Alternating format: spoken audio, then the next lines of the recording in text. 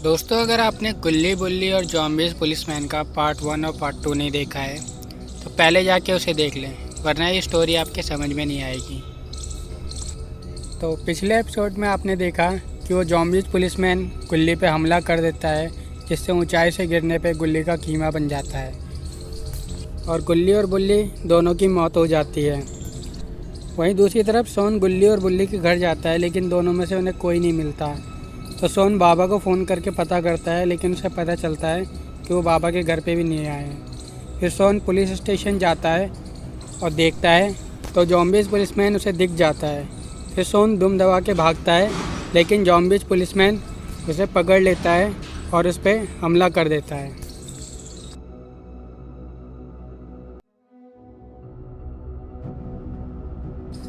फिर zombies policeman सोन पे हमला करके उसका सर अलग कर देता है और बचे हुए शरीर को लात मार के ज़मीन में धंसा देता है।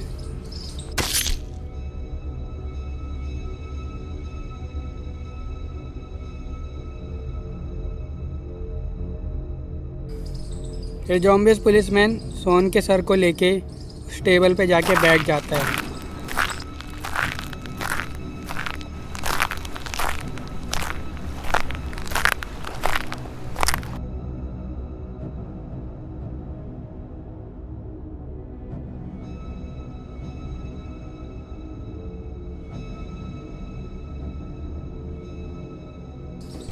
ये जॉम्बीज़ पुलिसमैन सोन के सर को इसलिए नहीं खा रहा है क्योंकि वो दो सर एक साथ खाना चाहता है। वो बस इंतज़ार कर रहा है कि कोई और आदमी उस पुलिस स्टेशन में आए तो वो उसे भी मार के दोनों का सर एक साथ खाएगा। तो वो सोन के सर को टेबल पे रख के किसी का आने का इंतज़ार करने लगता है।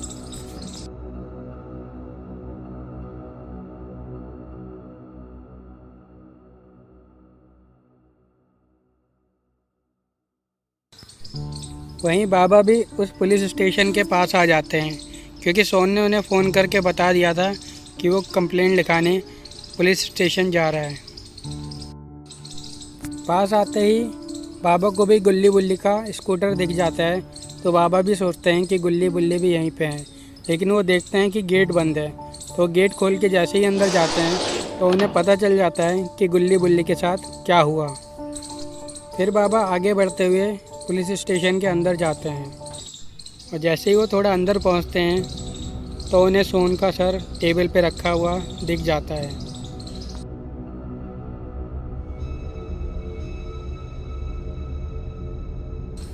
सोन का कटा हुआ सर देख के बाबा को बहुत ज़्यादा गुस्सा आ जाता है और वहीं जॉम्बीज़ पुलिस वाला सोचता है कि एक और शिकार आ गया है, अब मैं इसे ही मार के दोनों के सर को एक साथ खाऊंगा। लेकिन उसे क्या पता ये बाबा हैं और ये बाबा उसे नर्क के दर्शन कराने वाले हैं। फिर वो जॉम्बीज़ पुलिसमैन बाबा पे हमला करने के लिए आगे बढ़ने लगता है। तो बाबा उससे कहते हैं, वो सड़े मुंह वाले आदमी, पहले तूने गुल्ली बुल्ली को मार के अच्छा नहीं किया, उसके बाद तूने सोन का सर काट दिया। फिर भी मैं तुझे एक मौका दे रहा हूँ, इस दुनिया को छोड़ के हमेशा के लिए चले जा, मैं तुझे छोड़ दूँगा। लेकिन ये बात सुनकर उस जॉम्बीज़ पुलिस वाले को और ज़्यादा गुस्सा आ जाता है।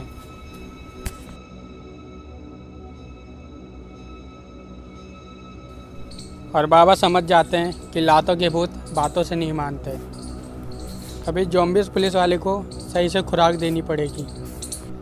अभी वो जॉम्बीज़ पुलिसमैन बाबा पे हमला कर देता है।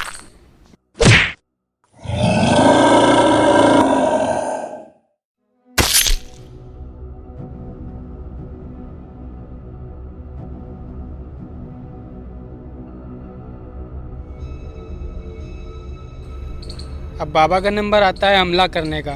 जैसे ही बाबा उस जॉम्बीज़ पुलिस वाले पे हमला करते हैं कि तभी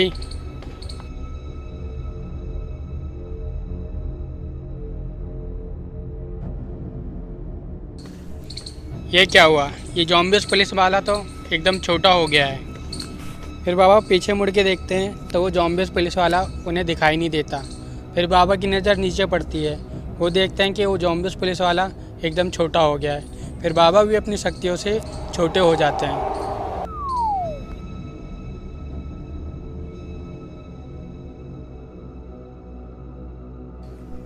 फिर बाबा दोबारा अटैक करने जाते हैं। जैसे ही बाबा इस बार अटैक करने जाते हैं तो वो ज़ॉम्बीज़ पुलिस वाला बड़ा हो जाता है और बाबा उसके नीचे से निकल जाते हैं।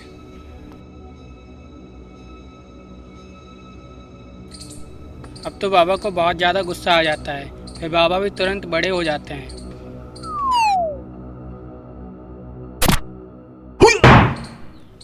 फिर बाबा अपने जादुई गोले में उस ज़ॉम्बीज़ को बंद कर देते हैं।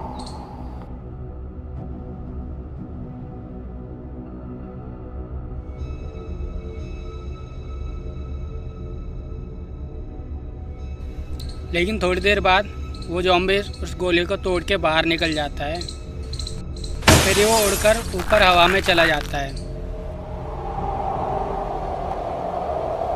और तुरंत बाबा भी उसके पीछे पीछे उड़ के चले जाते हैं।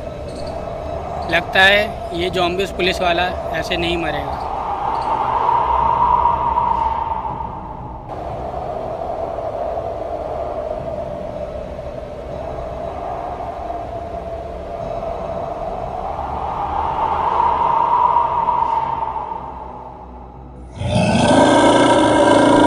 फिर बाबा अपनी जेब से जादुई छुरा निकालते हैं। ये छुरा कोई मामूली छुरा नहीं है। बाबा ने 100 सालों तक तपस्या की है, तब इस छुरे में जाके शक्ति आ पाई है। फिर बाबा उस छुरे से उस ज़ॉम्बीज़ पुलिस के माथे पे हमला कर देते हैं।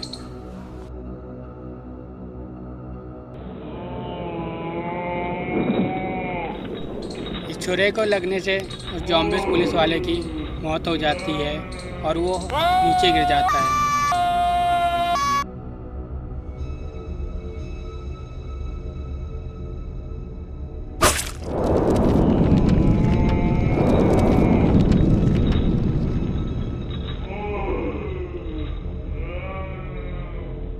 फिर बाबा वापस उस पुलिस स्टेशन में आते हैं और गुल्ली बुल्ली और सोन को जिंदा करते हैं।